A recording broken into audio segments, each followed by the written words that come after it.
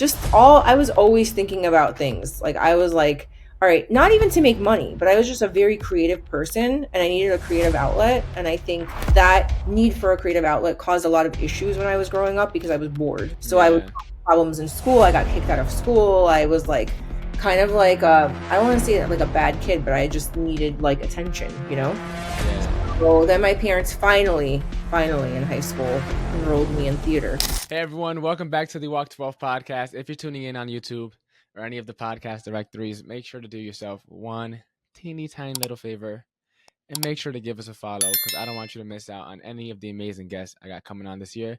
Without further ado, this person I have coming on today, it's crazy how small the world is. So I spoke at a conference earlier this year back in April, and one of my boys, Graham, who also spoke at the conference in years prior, he there's a lady named Jen Gottlieb who was speaking there. She was our main opening keynote. She decided to spontaneously gift out tickets to her conference. A lot of people ended up going. I wasn't able to make it work. It was like super last minute. I think the between their conference and then her conference, I think there was only 2 weeks time. I Mhm. ended up not being able to go. My boy Graham ended up going. Long story short, I guess she said Jen Gottlieb said something along the lines of, "Hey, talk to the person behind you or next to you or something like that."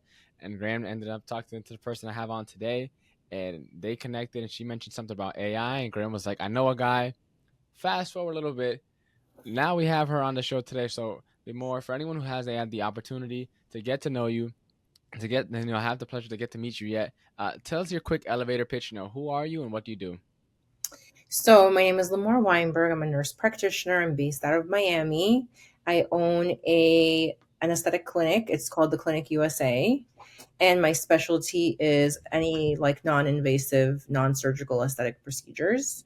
And I've been in aesthetics for about 20 years now. And the story that you just told was like so you know, it was like fate, right? Because I went into that conference thinking like I am not gonna.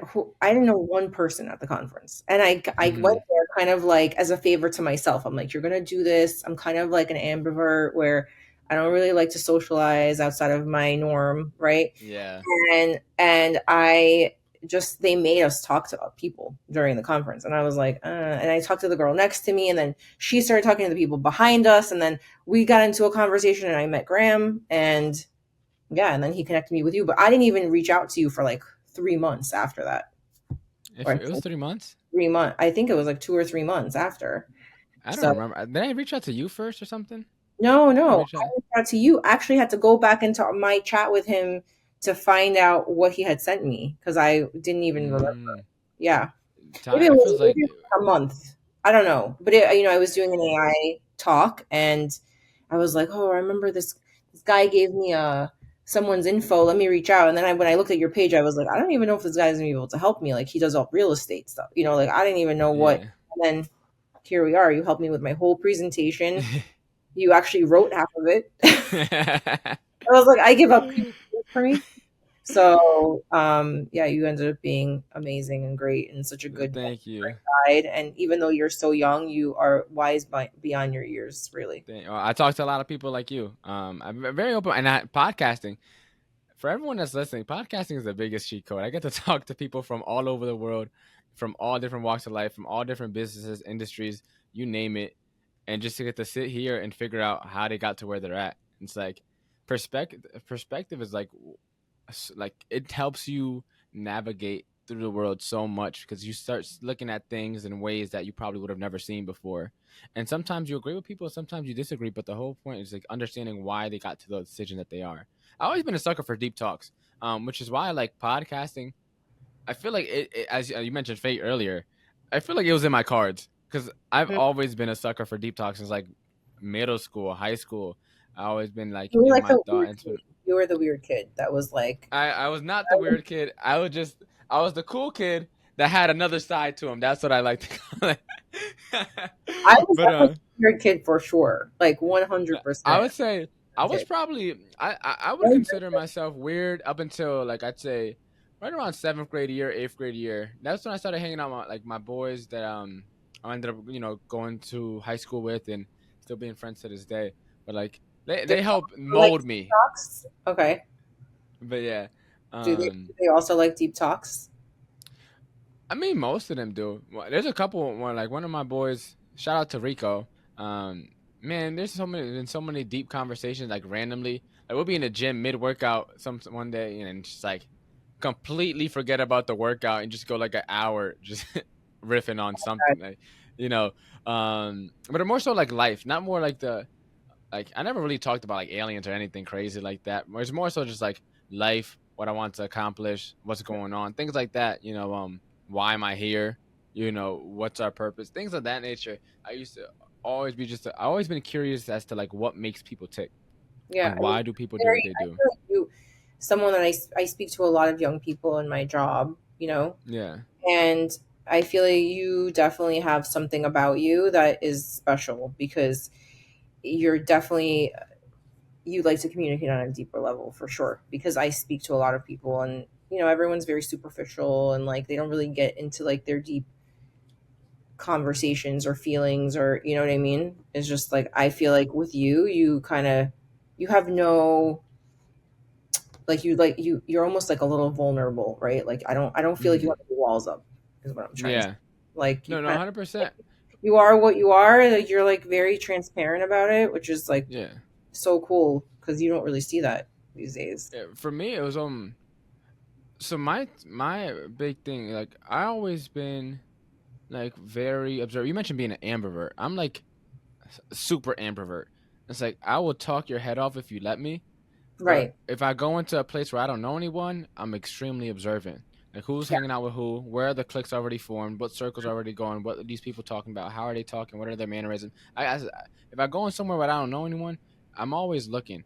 And one of my favorite quotes is like, "A friend to everyone is an enemy to thyself."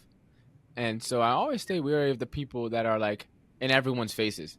It's like, how do you have that much in common with everyone? And that's not to say Oh, like I that's a bad thing. you have that much energy. Like That's another one.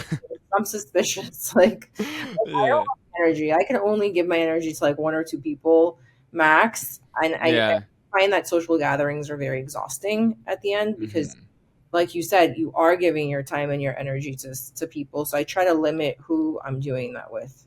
no, 100%, My a hundred job percent. is like constantly exchanging energy with people. Like if I see like 8, 10, 12 people, 15 people a day, that's like a constant exchange of energy. And I'm also, physically doing things to them. So it's very exhausting. Once I'm home, I don't even want to talk to anyone.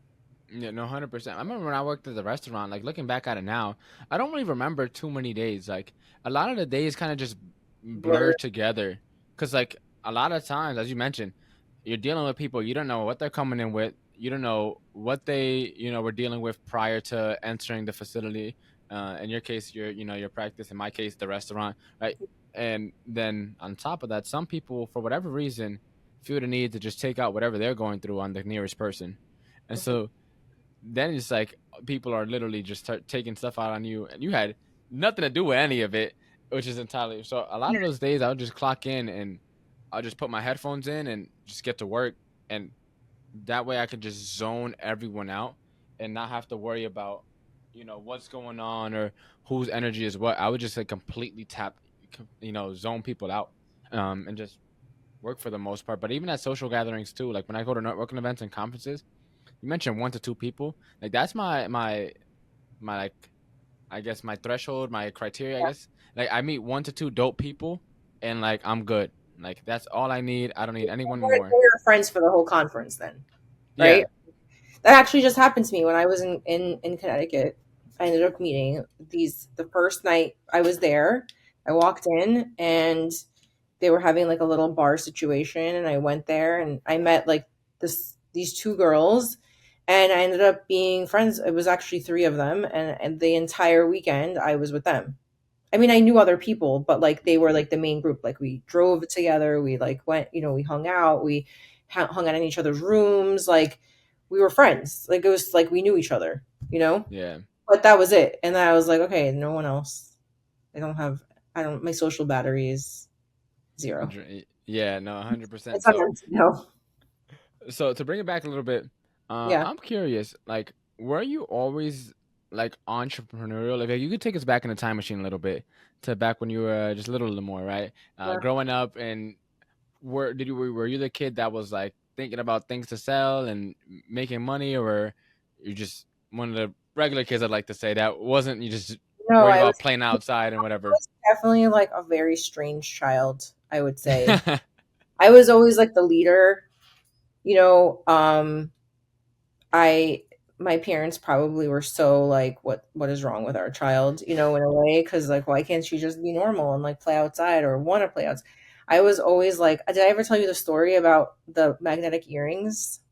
I Mm, had spoken about it on my Instagram, but I was like really young and I had my ears pierced like multiple times. And I guess I was allergic to nickel, but back then they didn't really know about that. So they yeah, would pierce my ear and then it would get infected and then I would have to take it out. And then this went on. Like I probably had my ears pierced like 5 or 6 times. And every time, my dad's like trying to take care of it for me. And like, I was all I wanted was earrings, because I literally couldn't have it. And at one point, I don't know what made me think of it, but I'm like, why can't they just make magnetic earrings, like where it just sticks together and you don't need a hole, right? Because that was my issue. yeah, I didn't get them pierced. And I would tell my parents, and they're like, oh, okay, whatever. Like they're like, how is that going to work? Like, they're trying to get all technical with me, and I'm like 8. I'm like, I don't know, just like magnets, like really strong magnets. And like, they kind of ignored me. And then like years later, I think I was in high school or even maybe like senior year of high school, I remember I was like at the flea market we had in Long Island where I lived. I think I was working there, hmm, and I hear like on the loudspeaker like magnetic earrings on sale, and I'm like, magnetic earrings? Like that was my idea when I was like 8. I was yeah, like, what? And then, just all I was always thinking about things. Like I was like, all right, not even to make money, but I was just a very creative person and I needed a creative outlet. And I think that creative need for a creative outlet caused a lot of issues when I was growing up because I was bored. So I would yeah, have problems in school. I got kicked out of school. I was like kind of like I don't want to say like a bad kid, but I just needed like attention.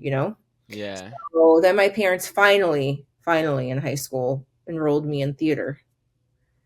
And it kind of like, then my creativity, I was able to let that out there. And like, I didn't do that at school. Which is funny because in school I really didn't have a lot of friends. I didn't socialize in school. I preferred to socialize in my little closed, you know, group of Circle. people. Yeah, my circle of like my theater friends. And that was it. I appreciated, like, I don't know why, but I was just not social with high school or people at. It's funny. I look back at like me in high school, and like outside of I said my boys that I usually talk to, like I knew of a lot of people, but like I didn't know a lot of people.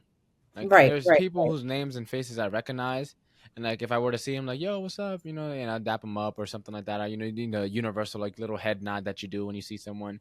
But aside from that, like looking back at it now, there wasn't too many like people that I actually like really had like great conversations with. But I was like, I talked to a lot of people, right?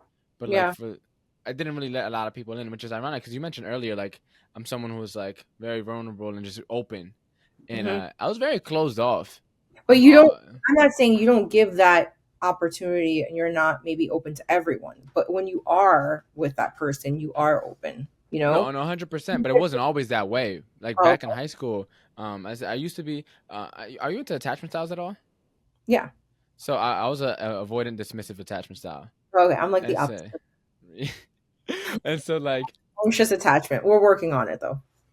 And so, like for me in high school, I was so convinced that I didn't need anybody. Like I'm good off the world. Like I'm perfectly fine. If you get me annoyed or you talk to me the wrong way, you're getting cut off. And so I was I used to keep people at bay. And I would have no issue like talking to people, mainly because like if I needed to cut them off in a moment's notice, I was fine. Like you're gone. And it How is wasn't until back then. How's that now? You said. that? Hmm.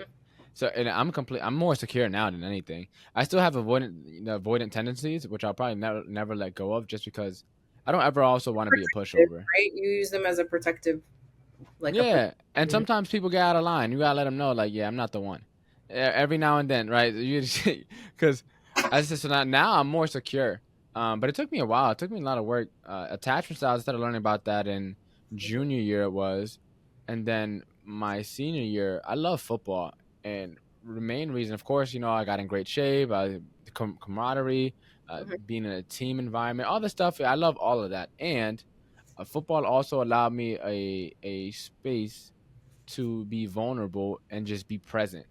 mhm, I would always, like I said, being an avoidant, like you tend to bottle things away. You think let's keep things to yourself. You just like don't feel everything, and so mhm. you don't ever get hurt, but you never actually ever truly You experience never sit anything. with your feelings because you're avoiding them, you know? Exactly. And so like with football, like I could just leave it all on the field and not care, and know I'm not being judged for it, knowing like there's nothing that could Because potentially when you come think back to hurt football me. players, you don't think of like being emotionally vulnerable in any way because you guys, first of all, are covered in armor, right? So Yeah.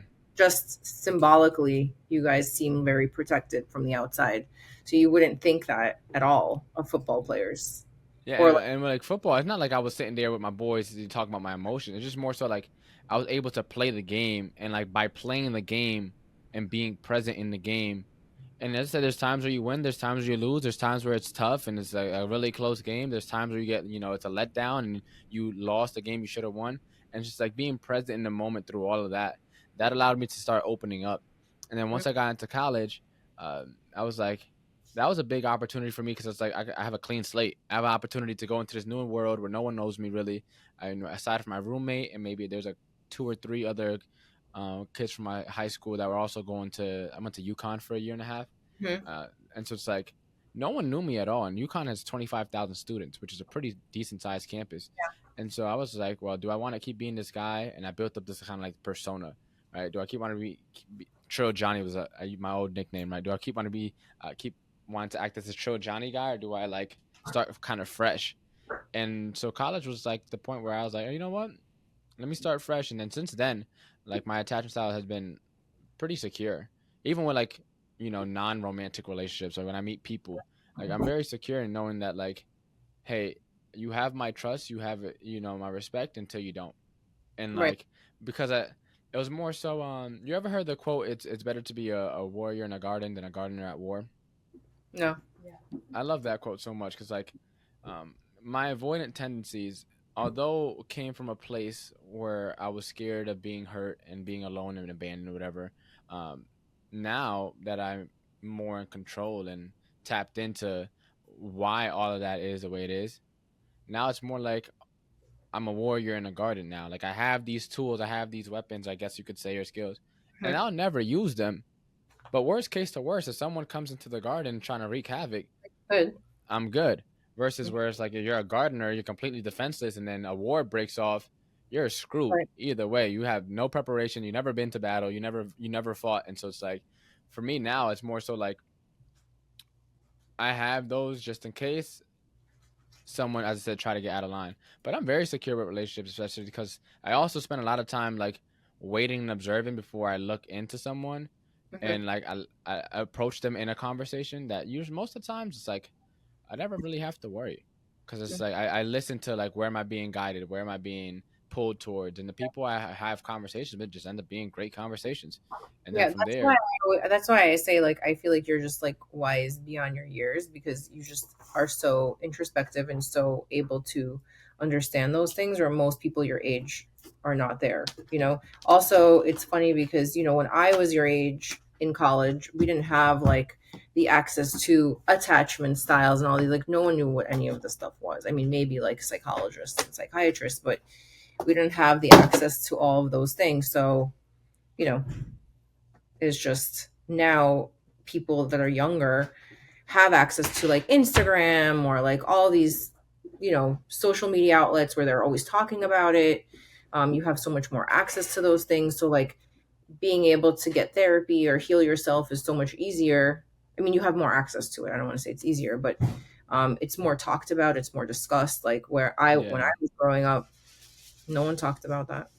That wasn't yeah, even a topic. Like no one knew what attachment style. No one was. We weren't diagnosing people as like narcissists. Like all day. I didn't have a PhD in like in all sorts of personality disorders of the men that I date. Like, that was just not a thing. Like, we just went with the flow, right? So Yeah, also, I felt like the world was so much smaller because we didn't have like social media. We didn't have all that. So like, you had your friends, your college friends, and that was it. Like, yeah. Facebook didn't even come out until I was like in my like mm, late 20s. So, you know, I think it was late 20s. I want to say like maybe almost 30, Yeah. So, So then to ask you, so you said that you're avoidant, or not avoidant, anxious and ambivalent is the opposite, right? If I'm not mistaken, I'm a little rusty, but anxious anxious is attachment, anxious attachment. yeah And is the opposite. So when did you start learning about attachment styles, and how do you get into that? I started learning about attachment styles probably maybe like 2 or 3 years ago. Oh, Um, okay, so not pretty recent. yeah, that's what I'm saying. Like, it was not a thing when I was like growing up, or like when you're in relationships, or like all through my 30s. We didn't really, no one talked about that. I think a lot of it also has to do with like we're now getting to a place where people talk a lot more about things, or are more vulnerable about things, where Mm, like in the last, I would say over the last maybe 5 or 6 years that's been happening, right? It wasn't like that before. People were a yeah, lot more closed about their experiences. They didn't share. Like, I'll just give you an example, right? Like, people with fertility issues, right? Maybe like even now, still, it's still a little closed, but like 5 years ago, 6 years ago, that was not spoken about at all. yeah, So it's just kind of crazy now. People are getting more, so I don't want to say social about it, but like more, mm, there's more conversation about it. yeah. 100%, 100%. And then, all right, to pivot a little bit, but kind of stay on the same topic. Um, how has being or not being vulnerable like affected you in throughout your entrepreneurial journey? Because a lot of the times, like as an entrepreneur, we meet a bunch of people, right? We go to conferences, we go to networking events, we go to masterminds, whatever it is may be, and who you connect with and who you do business with can either propel you into the stratosphere or do nothing and kind of stay neutral and just fizzle out, or it could really like pull you back and get you in some deep, deep water. So like, how have you been like, I guess over the course of your entrepreneurial journey, like being able to make good connections and know who not to work with and who to do business with? I mean, it's still a work in progress, Yeah, honestly. Like, it's hard to know because people come off as like, people come off like they have good intentions for you, and maybe they do in the beginning, but then things kind of take a turn, or you realize like that you're not a good fit for each other, and then it's kind of yeah, like you have to like break up with that person, in a way. I yeah, had I had like an incident, I want to say maybe like about 2 years ago, like social media, right? I very naively signed a contract with a social media company to work with me because in my mind, I was like, I had a good conversation with these people. Everything seemed on the up and up. And then, you know, now I know to kind of get more information. I know the right questions to ask. Like, I didn't know the right questions to ask. And I mean, I've been in business for a long time, but social media in management is relatively new for me. So I didn't even know like how to go about that. Right. yeah, So, I signed a contract with them, and, they ended up not following through with what they promised. And then I had a contract. So it was like very difficult to get out of it. I mean, it ended up being fine, but, it wasn't an ideal situation. But like those kinds of things kind of like prevent you from moving forward with another company, right? So then the next company, I was like so on guard about a contract, I didn't even sign a contract with them, which is yeah, also not good. So it was like kind of teaches you, you learn as you go. It's hard because, you don't have someone telling you, okay, do this, do this. It's like kind of like being a parent for the first time. Like, you're kind of just kind of going with the flow, and like you have people telling you things from all over, but how do you know what's right and what's wrong? You don't. everything. You have to find what fits for you. I feel like Yeah. that's the thing. Like, you don't know what's the right fit for you, and everyone has all this advice. It's like when you're walking in the street with your baby carriage, right? And I don't have kids, but this has happened to my friends, and people have all these opinions like, oh, this baby's too covered up, you should cover them up, you should do this, you should do that. It's like, how do you even know like what to do? You just have to find what fits, what's right for you, and what fits like in your Yeah. situation. You know what I mean? And it's like hard because you don't have anyone guiding you, right? The Yeah. most you can do is read books, watch podcasts, try to keep yourself up to date with things. Obviously, AI has been like a huge help and a change in every industry, but that's been like a huge help for me. Anything, I talk to ChatGPT all day. I'm like, okay, this is the story, and it's like you give it the context, right, and then it gives you all this information that you're like, oh, that's a great perspective, right? Because you Yeah. need like a non-biased, objective person. That's what ChatGPT is. It's a robot. So like Yeah. it's give you like the facts, and you're like, because in my mind I'm always like, what would Judge Judy say about the situation? She's my guide, okay? Judge Judy is Judge my Judy. guide. If I could vote for Judge Judy, I would. She would make a great president. We get everyone in line. Everyone in line. That would be it. No bullshit. She has like the best bullshit meter. Like, Yeah. she's the best. Like, I'm like waiting for her to run. Please, Judge Judy, run for president because we need you. Judge Judy is a veteran. Uh, oh my goodness! But you mentioned a few good things about like how AI and things have kind of been changing and being vulnerable. Um, I guess because you've been in this industry alone for quite some time, and in business for much longer. So it's like, how has like from when you started back in business to now, like, what are some of the things that have changed? Because you also have a brick and mortar business. A lot of times now, everyone wants to be a digital entrepreneur. You're seeing a lot of people move away from So I'm having trying. actors. I'm trying to be a digital entrepreneur. Yes, and you also have a brick and mortar business that a lot of Oh, people like. A lot of people nowadays kind of get scared because it's I like think there's a lot of overhead, and I'm sure you know, there's steps that led to that. You didn't just go buy a whole office, I'm assuming, on day one and stuff, but like um you still have a lot of like the old school like lessons that you learn from building like a real like physical in-person business that a lot of times like you kind of don't ever learn or come across having a digital entrepreneur. So you kind of have like an edge. It's almost like being street smarts versus book smarts. Like you can always go pick up a book, but like once you become book smart and educated, you'll probably never go into the street. And so like people who are street smart that ended up becoming book smart have like a certain edge on business, on life in general, because they have different perspectives that most people never have. Versus, Mhm. as in saying your case, you're now transitioning into this digital entrepreneurship world, but you got a lot of lessons from having a brick and mortar location, an in-person location that you can touch, see, feel, and walk into. Mhm. Um, and I that think people like myself both have sides. never learned.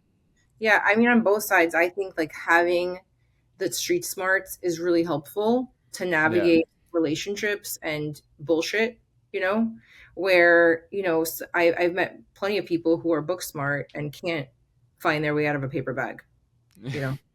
So I don't think, I think maybe a little bit of both is great, like a good balance. Uh, Yeah. you can't just like live in a bubble.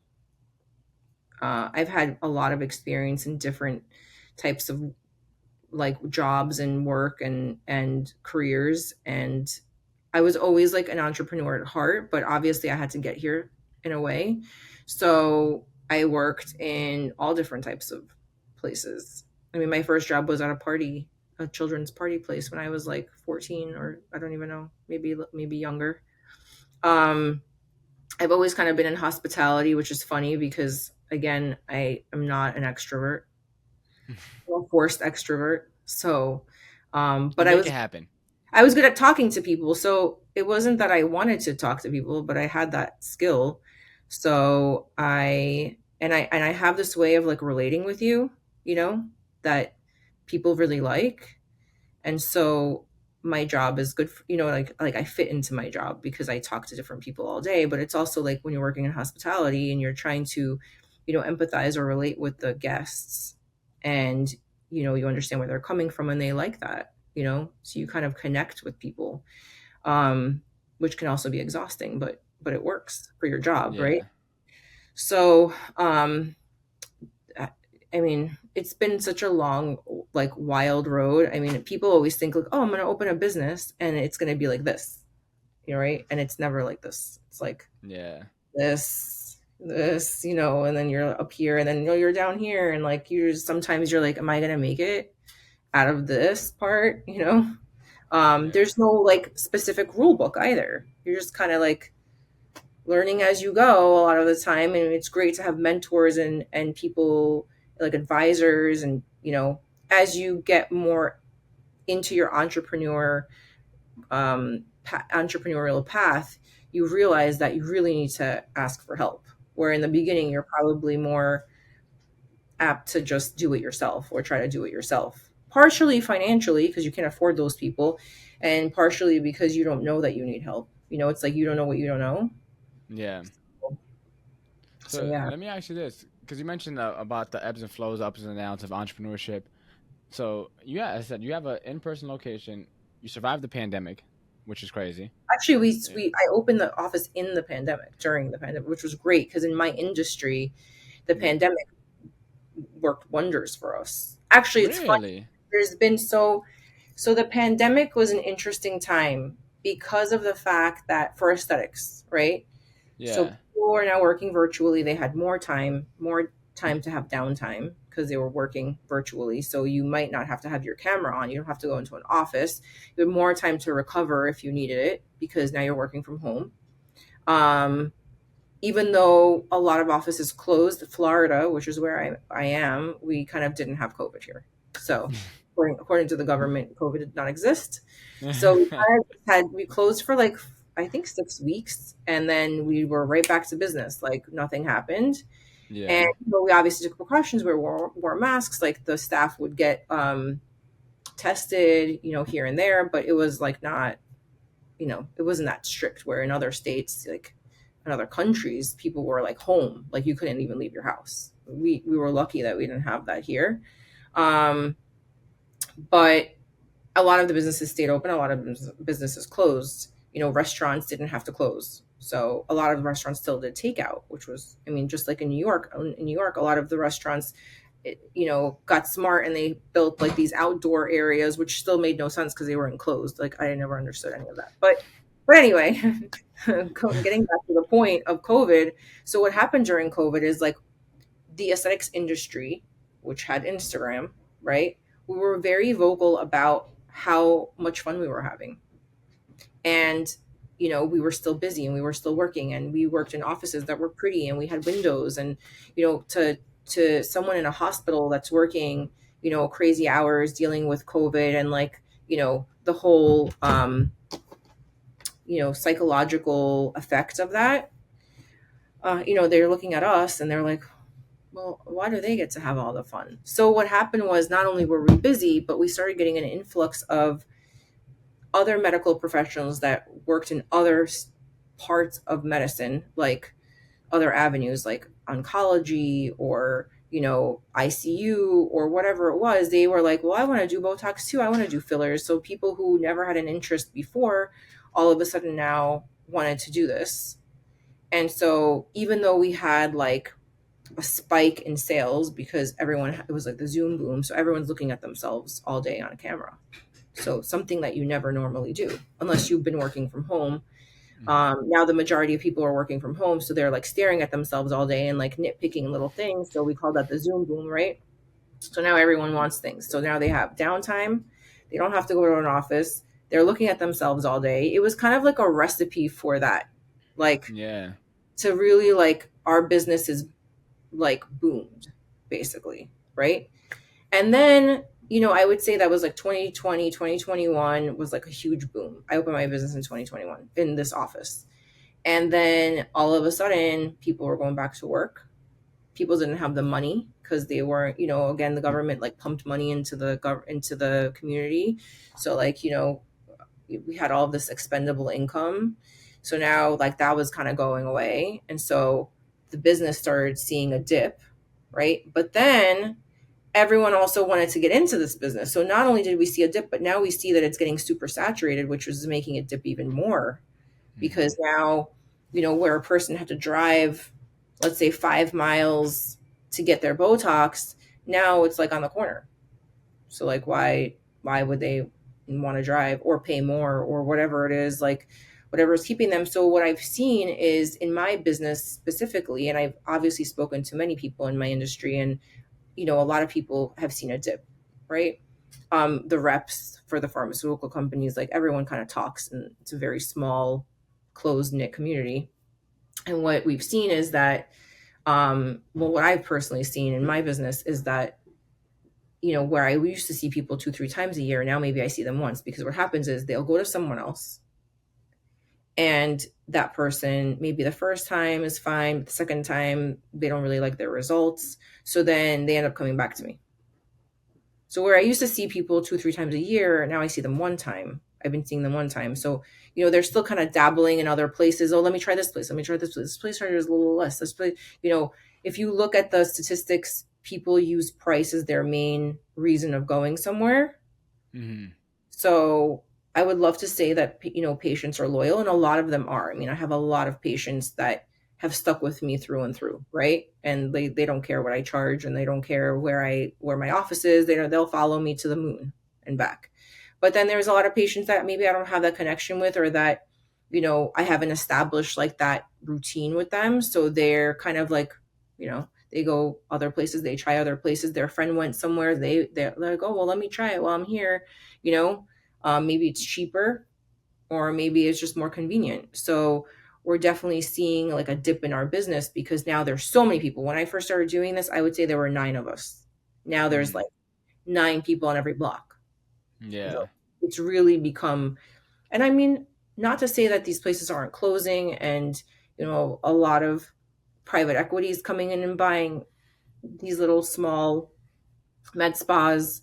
Uh, Obviously, if there's if they see a value in it, but overall, it's the industry is booming. I mean, it's a $1 billion industry, so everybody wants a piece of it. Everyone wants to get into it. People who have never, I do a lot of training, and people will come in from all walks of like the medical profession, and they're like, oh, I want to do Botox, I want to learn how to do Botox. And it's like, at least they're coming for a class. A lot of people just pick it up because you don't need a special certification, so they'll just like wake up on Tuesday and be like, you know what, I want to inject Botox today. Like, it's that easy to do it if you're a medical Wow. professional. If you're a nurse in some states, if you're a PA, nurse practitioner, MD, DO, dentist, like you can, you know, basically get Botox and inject it into your patients and have zero training. It's like not regulated at all. And that's like another issue that we're seeing in the industry, is the lack of regulation, lack of continuity with the different states. It's very confusing for patients because, in one state, you don't need any license. Like, for example, in Texas, you could be a receptionist at a med spa, and if you get a medical director or a doctor to be present in the facility, you can inject. You don't need any medical training at all. So that's obviously alarming, right? And then it confuses patients because they don't know the rules. So like, a patient thinks an esthetician can inject them, and a lot of patients refer to me as an esthetician. They don't know. They're like, oh, you're an esthetician. And I'm like, actually, I'm a nurse practitioner. But they don't know. It's not their fault. Like, Mm. there's so many different rules, and every state has a different, it should be federally regulated. In some states you could be an RN. In Florida, you can't be an RN. So, on top of that, we also have a lot of confusion among like the medical professionals, because they don't even know what the rules are. They're always Yeah. changing, like, you know, who the medical director, does the medical director need to be on site? Do they not to have to be on site? Like, every state has different rules. So it's like, how do you keep that straight? Right. Yeah. So it definitely we need some like, stricter rules, stricter regulations. And, with asking for that, you're also taking the risk that they'll take our ability away. Like, if I'm not an MD or DO, they could say, oh, nurse practitioners are no longer allowed to do it. Like, we don't know what their decision is going to be. So we have to be almost like really careful about kind of bringing light to this issue. Because you would hope that they would grandfather us in, for example, right? But you never know. Yeah. Like, you don't know how it would turn out. So it's kind of like a sticky situation. But when you're asking about different trends that I see in the industry, I just see it like kind of booming, but almost at a pace that it can't sustain. right? Like at some point you're Yeah. gonna see like Kind of like the real estate market a little bit, like over right, the past couple of exactly. years. There's Like no when the same, way. it was very similar. Then during the pandemic, everyone and their mother got into real estate. Now there's a little bit of more regulation around real estate, but for the most part, you take a class and the hours change per state. But take Mhm. a class and like for $500, and within two Right. months, you could get be a licensed real estate agent selling houses pretty much I in mean, your state, and it varies a little bit, but yeah, the thing about real estate though is that it's not a medical procedure. So like, you don't have the risk of blinding someone or causing, yeah, vascular occlusion or causing, if you're doing an IV and the IV has some sort of medication or drug that could give you a, heart, whatever it is, like you don't know. And as not being a medical professional, you don't need to use sterile procedures for things. You don't need to use gloves. You don't need to have any regulation of it. There's no bloodborne pathogens, right? Like you don't have to worry about those things in real estate. I yeah, mean, there's other things that you could really screw people in the housing market. financially more so, yeah, Yeah, but like, and there should be regulations on across the board, right? But the yeah. problem is that like every state has a different this. It's just it makes no sense to me. I'm Yeah, it's like hard the to get everyone on the same page. yeah, the human body is the same in Florida, it's the same in California, it's the same in England, it's the same. Like, why are we seeing like different rules for different states? It makes no sense to me. But I mean, it's not only for aesthetics; it's for everything. I mean, Yeah, look at abortions, right? Abortions are, different states have different rules. It's like, how stupid is that? Like, why? Why is that? Why is that way? It should be a federally regulated thing. It's a medical procedure, yeah, and it again confuses people because like it confuses the medical staff. They don't know like, okay, well, do we do the abortion or do we not do? Could we go to jail? Could we not? Like, they don't know. They're just it's like so stressful for everyone. So like I don't yeah, I disagree with those things. But anyway, that's a whole other topic. yeah. No, no, it's interesting to hear because like I would assume that like it would be more. I mean, because medicine has been around a lot longer than real estate has. Like medicine has been around Mhm. forever, pretty much since Mhm. history existed. Pretty much, there's always been medicine. So I'm surprised it's not as regulated. But you mentioned one thing too earlier too about how a bunch of people um got into the industry and now it's becoming a lot more saturated with a bunch of people. And so you also mentioned too earlier that you're transitioning into digital entrepreneurship now a little bit. So it's like you're becoming, I mean, you already have a pretty big following already, and you have established like credibility as someone in the top of their field for a while. Now you're becoming more and more of a thought leader. You're starting to see that, become more of a trend too. People are becoming focusing a lot more on building their brands, building their, their audience and stuff like that. So like for you, what kind of caused you to make that shift? COVID. During COVID, I saw everyone working remote, and I was like, I want to work remote. Like, not for any reason aside from like the fact that it seemed convenient and like, you could work from anywhere, and that's always kind of been attractive to me for some reason. Yeah. Not that I ever leave my house, but I don't know why, why that's attractive. But I mean, it could be, right? Because like I also see the side where you own a brick and mortar, you can, you're limited to how many times you can leave. I leave my office, I don't, make money. And my obviously like the goal is to make money while you sleep, right? Hmm. You don't want to be actively doing anything all the time, right? I'm at an age where I'm thinking about like the future retirement, like what is that going to look like for me? So, I'm definitely trying to build a brand outside of injecting because that's what people know me for, right? Is the Hmm. injection work that I'm doing. But being a thought leader and also using my experience, I've had 20 years in this field now, and I've seen the ebbs and flows of this industry as a whole, right? The trends, how trends come, how they die, how, you shouldn't jump on them. It's kind of like when an iPhone comes out. Yeah. Me, I wait till all the kinks are worked out, and then maybe when the next iPhone comes out, I'll get the one before because I'm like, I don't trust it, right? The same thing with trends in like equipment or devices that I see, like, everyone jumps on it, and I'm like, why are you like, why is this so attractive? Like, I need to really be sold on it. I mean, and Yeah. let me tell you, these reps for the devices are really good at selling you their equipment. Like they are the top of the top, right? And I'm just like not sold. Like it takes a lot to sell me on something because I've seen it all.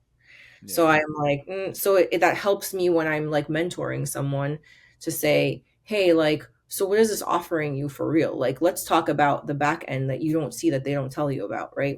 If it breaks, what if a new one comes out, whatever it is, like, I feel like I have that to offer because I've seen the whole like 360, right? I've seen Yeah. the back, the side. So like I really know about the industry. So I kind of use that, you know, and it's not even like for financial gain. I really want to help people. Like that's where people say, where do you see yourself in 5 years? Like my goal is to help as many people as possible, right? Yeah. So on the topic of thought leader, you've been posting a lot of content on social media talking about this exact stuff that you just mentioned, tips, the tricks, the Yeah. things that people don't know, the things that people should know that would have probably helped you out if you had someone to tell you. You're kind of shedding a lot of light as to a lot of the things that business owners getting into your space can Yeah. easily avoid. And Right. so where can people connect with you? Where can people follow you so they can keep up with your content? And especially anyone looking to get into your industry so they don't become just another injector, just another It's just practitioner, an office that closes or you know so people can reach me at Beauty Bay is my Instagram and also my TikTok. So it's at BEAUTIE.BAE. The Bay stands for before anything else, so beauty before anything else. Um and then I have a website called Get Basal. So it's GETBASAL, and that stands for Basic and Advanced Satellite Aesthetic Learning. Um, and that's it, I think. I also have a YouTube. Well, I had a YouTube, but I'll probably get another one. I'm like, I shouldn't say that, right? Um, but yeah, that's how you can reach me. And if you have any questions, I actually offer a 30-minute call on my website that's free. So if you have questions and you're thinking about getting into the industry, I could definitely help you out with that. Yeah, and so now it's time for our famous 5 questions. Same Wait, five let me questions plug I ask my to every computer single in. Hold on. guest. I feel like my computer's gonna die. Hold on. No worries. Hold on 1 second.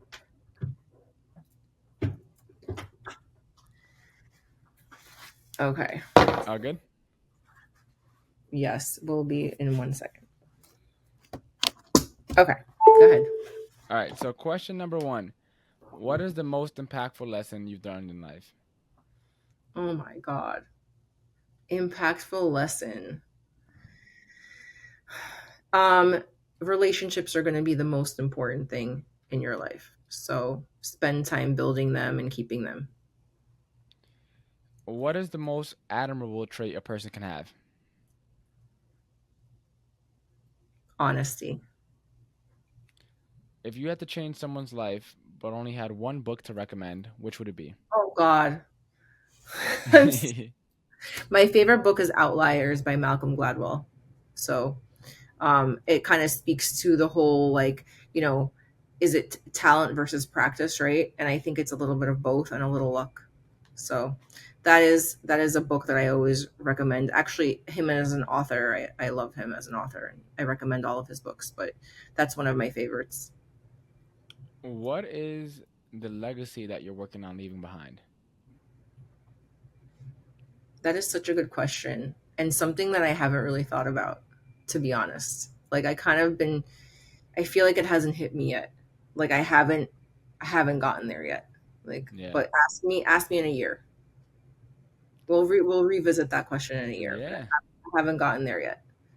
I mean, you already kind of mentioned it. You've It's mentioned you kind want of to like help as many people as possible. yeah. You So kind of, Jen and Chris in their conference and just in general in their videos and stuff, they talk about hope, which is help one person every day. And I mhm. really, admire that about them. And I definitely kind of take that on myself. So yeah, I mean, help one person every day. That would be, I guess, the legacy. But I guess I always envision something more grand as a legacy Yeah. because legacy is such a big word. Yeah, So I mean, I've talked to hundreds of people, like literally hundreds of people, and I've never had any two answers be the same. Mm-hmm. And so it's always interesting to hear what people have come up with. And then final question though is, if someone wanted to embark on their walk to wealth today, what is the very first step you would recommend? Research. You have all of the resources at your fingertips, right? There's no excuse. Like, do all of the research that you possibly can, but then don't let that research scare you into not taking that first step. Like, regardless of whatever you learn, take the first step, because without that first step, you're never going to move forward. I think that is like the biggest thing I could tell anyone that's looking to, you know, the get on the walk to wealth, or and even if it's not about money, right? It could be any sort of wealth, right? Wealth can be health, wealth can be, relationships, wealth can be um anything in life. So Mm, before you embark on that, I think do the research, make sure that it's really something that you're interested in, you know, volunteer, shadow someone that's doing what you love or what you think that you want to get into, and see if this is really something that you're passionate about. I think passion is like having passion, having purpose in life is so important. And if you don't have that, what do you have? Right? 100%. So Yeah. that is all for the podcast. If you guys haven't already done so, make sure to go book that 30-minute call. Get get the help that you need. Get a coach. I have a coach. She has a coach. We all have coaches. So go make sure to book that 30-minute call. And thanks again for hopping on the podcast. And we'll revisit this conversation in a year or so to figure out where you're at with your legacy and keep up with you and what's going on in the business world. Okay.